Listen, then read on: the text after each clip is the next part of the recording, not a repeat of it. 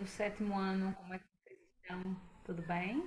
Sejam bem-vindos ao nosso encontro semanal de ciências. Mas e aí, gente? Como foi a semana passada? Como foram as atividades? Deu tudo certo? Olha, eu tô contando com a participação de vocês, viu? Não vão me deixar falando aqui sozinha não, viu?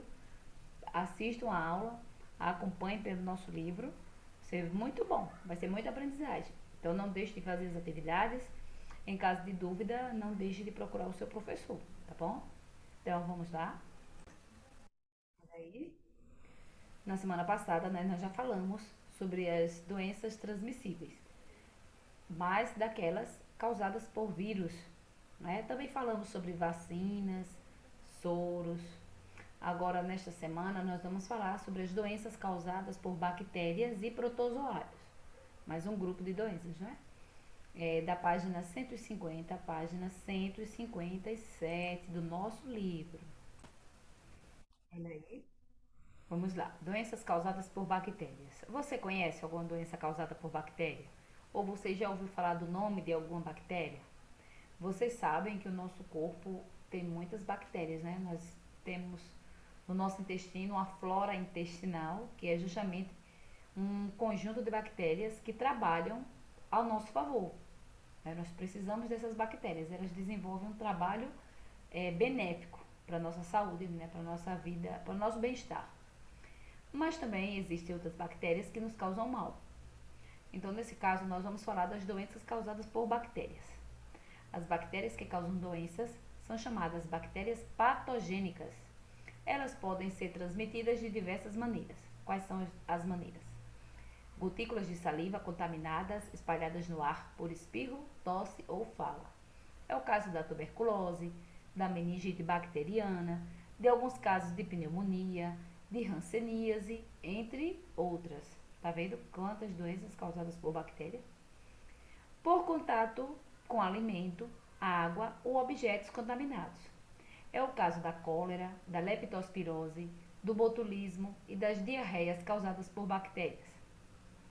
Por picada de pulgas e carrapatos, bem como de outros artrópodes contaminados, que é o caso da peste bubônica, transmitida por pulgas, que também infectam ratos, e da febre maculosa, que é transmitida pela picada de determinados carrapatos, e também por contato sexual, como a sífilis e outras. Então, nós vimos diversas maneiras de transmitir as doenças, né? As doenças causadas por bactérias. Vamos começar a falar sobre a leptospirose. Ela é transmitida por meio da água e de alimentos contaminados pela urina de animais portadores da bactéria, principalmente o rato. Precisa ser tratada com rapidez, porque a doença pode ser fatal. O risco de contrair leptospirose aumenta no período das enchentes, principalmente em populações sem saneamento básico adequado e expostas a urinas de ratos. Então, observe aí na imagem essa área alagada, a Avenida Alagada na cidade de São Paulo em 2018. Enchentes contribuem para a propagação de doenças como a leptospirose. Além de medidas públicas em relação ao saneamento básico e ao controle de ratos, podemos realizar algumas ações para afastar esses animais, como manter a limpeza da residência, em especial na cozinha, e manter os alimentos bem guardados, além de descartar adequadamente o lixo doméstico. Então, a depender de onde você coloque esse lixo, né, pode estar atraindo o rato, né, ratos, baratas, mas principalmente o rato, que é o problema causador aí, né, da leptospirose. Temos que ter cuidado onde coloca o lixo, deixar bem armazenado, né, em vasilhas tampadas, né, a lixeira tampada, não deixar tampada. Se for no saco, um saco intacto, né, não vai colocar um saco rasgado, vai facilitar a passagem do rato e amarrado. Assim, são esses cuidados que servem para nos proteger. Mas, gente, e também não vai estar andando num local assim, né? Só se for muito necessário. Mas você tem que evitar andar no local de enchentes. Aí vamos falar sobre a cólera.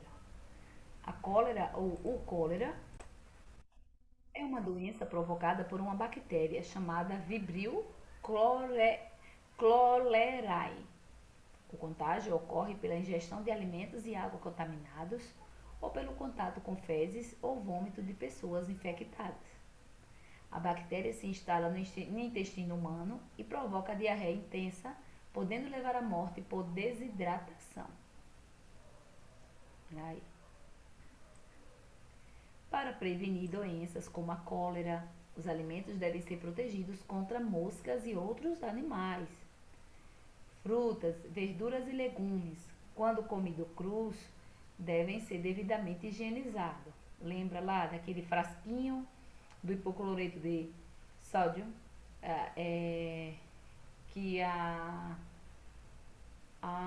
agente de saúde entrega na nossa casa? Então, ele serve, né, para a gente estar higienizando os alimentos. Né?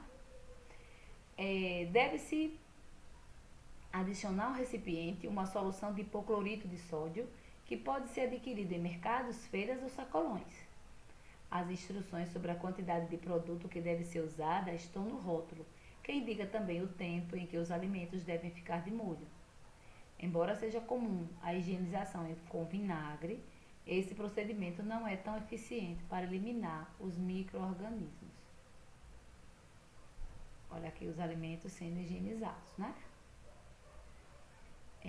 Antes de preparar os alimentos ou comê-los, é preciso sempre lavar as mãos. Diante de tantas doenças que podem ser evitadas com hábitos de higiene, você não acha que é importante lavar as mãos antes das refeições, ao chegar da rua e depois de ir ao banheiro? É fundamental também que as autoridades competentes melhorem as condições de saneamento básico da população, fornecendo água tratada e rede de esgoto. O saneamento básico é muito importante, né, para a população. Ele nos permite assim, nos proteger de uma série de doenças. Então, são muitos problemas causados pela falta de saneamento básico. Vamos falar a respeito de outras doenças? Tuberculose, pneumonia e tétano. Já ouviu falar em tuberculose? Em alguma dessas doenças? Já ouviram? A tuberculose é causada pela bactéria conhecida como bacilo de Koch. Aqui está o nome científico, não é? E compromete em geral os pulmões. Por isso o doente apresenta tosse persistente. As medidas preventivas incluem vacinação das crianças, a vacina ABCG e melhorias das condições de vida da população mais pobre. O tratamento é feito com antibióticos. Já a pneumonia bacteriana, há também formas causadas por outros agentes. Então, a pneumonia bacteriana ataca os pulmões e começa em geral com febre alta, dor no peito ou nas costas e tosse com expectoração. Apenas o médico pode diagnosticar a doença e deve ser consultado para iniciar o tratamento com antibióticos. O doente deve ficar em repouso. A pneumonia é mais perigosa para as pessoas idosas, pois nessa etapa da vida as defesas do organismo e particularmente as do sistema respiratório diminuem. Então é um perigo, né? Um idoso com pneumonia. Mais outra doença que é o tétano, é causada pelo bacilo Clostridium tetani. A bactéria penetra no organismo por ferimentos na pele. Ao entrar em contato com solo ou objetos contaminados, o doente apresenta dor de cabeça, febre e contrações musculares. A vacinação é essencial na prevenção. O soro antitetânico deve ser aplicado em casos de ferimento suspeito, como aqueles mais profundos, né, que não foram limpos corretamente. Olha aqui a imagem, a higienização adequada de ferimentos, né, para poder evitar o tétano. E a febre maculosa, já ouviu falar? Eu acho que não tenho certeza, mas eu acho que não é muito comum aqui na nossa região, porque eu nunca ouvi falar de alguém com a febre maculosa. Mas pode ser que tenha casos, né? Mas assim, eu mesma nunca ouvi falar.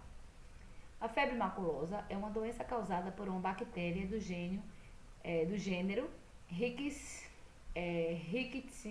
Olha que nome! Transmitida ao ser humano por carrapatos. Os locais onde as pessoas podem contrair a doença estão relacionados, em geral, à presença de capivaras que abrigam os carrapatos. Com a substituição das matas nativas por plantações, as capivaras passaram a se multiplicar além do normal e ocupar as bacias dos rios, se aproximando muito das pessoas. A febre maculosa não é uma doença comum, mas é muito grave. Começa com febre, dor de cabeça, principalmente atrás dos olhos, e dores pelo corpo. Em seguida, pode aparecer vermelhidão na pele. Se o paciente não for tratado em tempo, a doença pode chegar aos órgãos internos, como pulmões, cérebro e rins, levando a pessoa à morte. Não existe nenhuma vacina para prevenir a doença.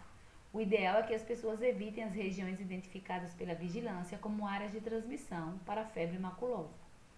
Se alguém precisa entrar em áreas com carrapatos, deve usar roupas claras e que protejam braços e pernas, e botas de cano alto, inclusive fechando as pernas das calças nas botas com fita adesiva. A cada 4 horas, a pessoa deve examinar as roupas com cuidado e todo o corpo, depois de tirar as roupas. Uma pessoa com febre que tenha tido contato com carrapatos ou entrado em regiões com capivara nos 15 dias anteriores precisa procurar um serviço de saúde e informar sobre esse contato para que sejam solicitados os exames necessários.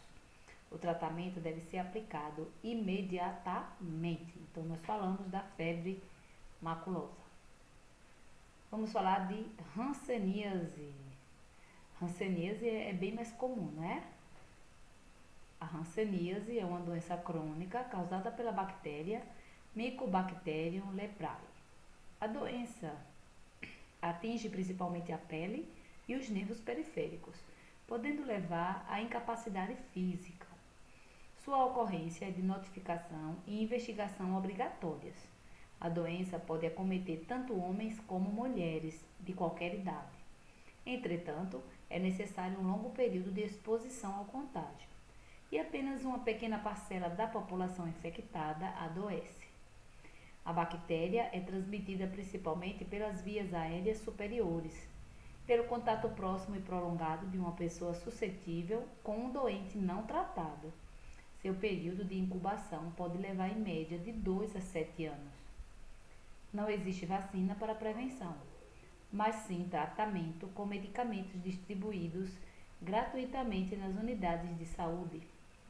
O Brasil é o segundo país com maior número de casos de hanseníase, ficando atrás somente da Índia. Veicular informações corretas é a melhor forma de combater a doença e os preconceitos a ela associados.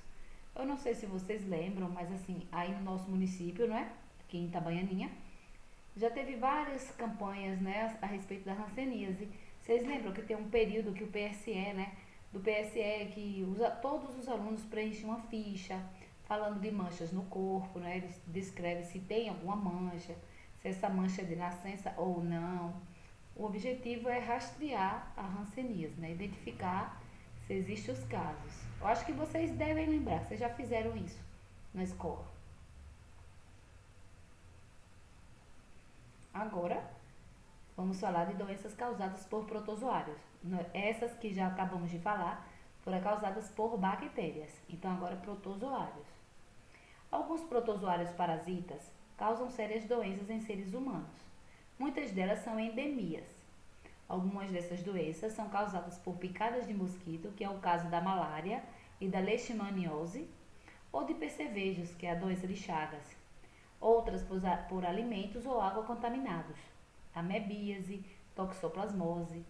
Outras ainda por contato sexual. Vamos começar pela doença de Chagas. Essa doença é causada pelo protozoário Trypanosoma cruzi, descoberto em 1909 pelo cientista brasileiro Carlos Chagas, do Instituto Oswaldo Cruz, no Rio de Janeiro. O termo cruzi é uma homenagem ao cientista brasileiro Oswaldo Cruz, um dos pioneiros no estudo das doenças tropicais no Brasil e responsável por campanhas de erradicação de doenças, como da peste bubônica causada por uma bactéria. O Trypanosoma cruzi é um protozoário que se locomove por meio de flagelos, que são estruturas em forma de filamento que se agitam como chicotes. Ele pode ser transmitido pelo inseto conhecido como barbeiro, um tipo de percevejo. Aqui na imagem, né, nós vemos Carlos Chagas, né, que descobriu não só o parasita da doença de Chagas, como também seu ciclo de vida e seu agente transmissor, que é o barbeiro. Olha aqui a imagem do barbeiro. Aqui abaixo, o agente causador da doença de Chagas, né, Trypanosoma cruzi. Olha aqui. Continuando, o protozoário também pode ser transmitido por transfusão de sangue infectado ou por alimentos contaminados pelas fezes do barbeiro. Pode ocorrer ainda transmissão ao feto pela mãe contaminada. O inseto vetor da doença de Chagas se alimenta de sangue e é chamado de barbeiro porque geralmente pica o rosto das pessoas. Ele pode adquirir o protozoário ao sugar o sangue infectado de cães, gatos, animais silvestres, como tatus, gambás e roedores, ou de uma pessoa doente. Ao mesmo tempo em que pica a pessoa, o barbeiro elimina fezes contaminadas. Quando o indivíduo se coça, o protozoário penetra na ferida e chega ao sangue, podendo podendo atingir vários órgãos como o coração e o cérebro. Você já ouviu falar da doença de Chagas? Ou da doença do barbeiro? Antigamente, né, era muito comum. Veja o ciclo da doença de Chagas. Então, olha aqui. Observe, gente, a parede dessa casa como é. Lembra da casa de taipa? É o mais comum, né? Antigamente, né, quando existiam muitas casas de taipa, eles se escondiam nos buraquinhos, né? Olha aí. Olha os protozoários no sangue. Ao sugar o sangue de uma pessoa contaminada, o barbeiro se infecta com o protozoário. Aí, o barbeiro, aqui é a imagem dele. As fezes com tripanossomos chegam ao sangue de outra pessoa através do orifício da picada. Então, olha aí. Depois de picar uma pessoa contaminada, o inseto adquire o protozoário, podendo infectar outras pessoas. Um dos ambientes em que o barbeiro se abriga são as frestas das paredes das casas de sapé, cobertas com palha, ou de pau a pique, construídas com barro socado sobre uma armação de varas e troncos. A casa de taipa, né, que a gente conhece. O controle da doença de Chagas é feito com ações conjuntas do governo. É preciso pesquisar a presença do percevejo transmissor nas habitações em situação de risco e eliminá-lo com inseticida. A construção de casas de alvenaria pode evitar a presença do inseto, ajudando no combate dele. É preciso também manter a fiscalização dos bancos de sangue para evitar a transmissão por transfusão e em transplante de órgãos. O protozoário pode ainda contaminar alimentos por meio das fezes do barbeiro e também passar através de placenta, né, da gestante para o feto, ou pelo leite materno, contaminando o recém-nascido. Então, ele pode passar por várias formas, né? É bem fácil da pessoa se contaminar. Leishmaniose. Já ouviu falar dessa doença? Existe mais de uma forma de leishmaniose. No Brasil e em outros países da América Latina, são comuns a leishmaniose tegumentar americana e a leishmaniose visceral. A primeira provoca feridas na pele e nas mucosas da boca e do nariz. A segunda ataca vários órgãos internos e diminui muito a capacidade do organismo de reagir a infecções, porque prejudica o sistema imunitário. A pessoa infectada pela leishmaniose visceral apresenta febre baixa, anemia, aumento do volume abdominal e emagrecimento. Muitas vezes a doença é confundida com leucemia, que é um tipo de câncer. Com a demora no tratamento, a leishmaniose visceral pode levar a pessoa à morte. Mas para saber se o ser humano está com leishmaniose, é necessário fazer um exame de sangue, que é o teste rápido, ou da medula óssea, onde é possível identificar o protozoário. O causador dessas doenças é um protozoário flagelado do gênero Leishmania. Ele é transmitido pela picada de certos tipos de mosquito, conhecidos como mosquitos palha ou biriguis. Olha aqui a imagem, mosquito palha. Esse inseto coloca ovos em regiões úmidas, como galinheiros ou terrenos cobertos de folhas. Essa é uma das razões pelas quais devemos manter sempre limpas as áreas próximas das nossas casas. Os cães domésticos também podem ser infectados pela leishmaniose. Os animais doentes emagrecem muito e apresentam descamação na pele e feridas que não cicatrizam. A identificação da doença em cães é feita com teste rápido de sangue. A prevenção da leishmaniose é feita com controle dos mosquitos por meio da limpeza rigorosa das casas e dos quintais. É necessário também usar coleiras repelentes. O Sistema Único de Saúde oferece diagnóstico e tratamentos gratuitos contra a leishmaniose humana. Gente, então nós acabamos de falar de doenças causadas por bactérias e por protozoários. Nós temos uma atividade, não é, para ser feita, então vamos lá fazer. Mas antes de fazer a atividade, vamos falar sobre a toxoplasmose, porque eu acabei esquecendo, né, de citar. Então, para gente, que na próxima aula já serão outros tipos de doenças. Esse pequeno texto aí é bem simples. A toxoplasmose é uma doença infecciosa causada pelo protozoário Toxoplasma gondii, que infecta grande variedade de aves e mamíferos, incluindo o ser humano. Olha aqui, parece um vírus, né? O contágio pode ocorrer principalmente de três maneiras: pela ingestão de carne crua ou mal cozida de animais parasitados, sobretudo porco, boi e carneiro; pela ingestão de água e alimentos contaminados com cistos, muitas vezes provenientes das fezes de gatos; ou quando mulheres contaminadas passam o protozoário para o embrião até o sexto mês da gestação. Não é transmitida diretamente de um indivíduo a outro, exceto na gestação. Então, bem simples o texto. Só tem um restinho aqui. Em alguns casos, o doente não apresenta sintomas. Em outros, há febre e aumento dos linfonodos. Em geral, a doença desaparece sem nenhuma consequência para o organismo, mas pode haver lesões nos olhos e em outros órgãos. A prevenção consiste em evitar o consumo de carne mal cozida, lavar as mãos depois de contato com animais ou com a terra por onde eles passaram e alimentar os animais domésticos com comida cozida ou ração. Mulheres grávidas que desenvolvem a doença, além de risco de transmiti-la ao feto, que poderá apresentar lesões no cérebro e em outros órgãos. A mulher que pretende engravidar deve realizar um exame específico para a doença. Se ela convive com gatos, deve avisar o médico para que ele possa orientá-los devidamente.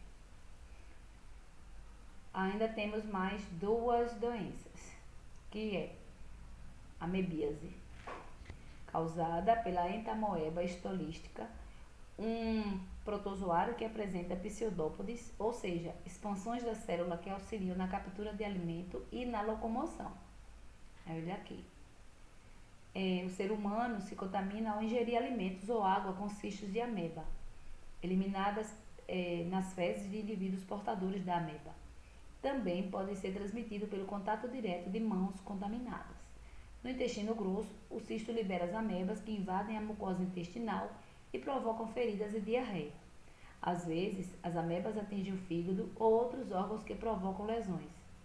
Como os cistos são eliminados pelas fezes, são importantes os hábitos de higiene pessoal. Então, lavar bem as mãos e os alimentos. E os serviços de saneamento básico, privada, fossa séptica ou tratamento de esgoto. A doença pode ser curada com medicamentos. E por último, falaremos sobre a malária, também conhecida como maleita e paludismo ou cesão. Essa doença é muito comum na região amazônica e em algumas áreas da região nordeste. A malária é causada pelo plasmódio, protozoário transmitido de pessoas doentes para pessoas sadias pela picada de mosquitos do gênero Anopheles. O parasita se reproduz nas hemácias, ou nos glóbulos vermelhos do sangue. Quando estão repletas de plasmódios, as hemácias se rompem e liberam os parasitas, que poderão infeccionar novas células. Esse rompimento causa febre e outros sintomas na pessoa infectada. Há medicamentos contra a doença e o tratamento das pessoas com malária ajuda a combater a transmissão às outras pessoas. Mas é fundamental também eliminar o mosquito transmissor e suas larvas, assim como usar telas protetoras em portas, janelas e camas. A transmissão pode ocorrer ainda por transfusão de sangue contaminado pelo protozoário, uso compartilhado de seringas e agulhas contaminadas e da mãe para o bebê na hora do parto, caso a mãe esteja infectada. Agora sim, nós vamos para a atividade. Gente, nós temos duas questões para responder: questão 10 e questão 11. Vamos lá para a questão 10. No gráfico abaixo, podemos ver a porcentagem de esgoto que passa por tratamento, né, a linha com quadradinhos, essa aqui, a IN 0,46, e de esgoto despejado diretamente da natureza, que é a linha com círculos IN 0,56, no Brasil, entre 2006 e 2016. Vamos começar daqui, 2006, e veja que vai aumentando, né, até 2016. Das duas formas aumentaram. Aí vamos lá.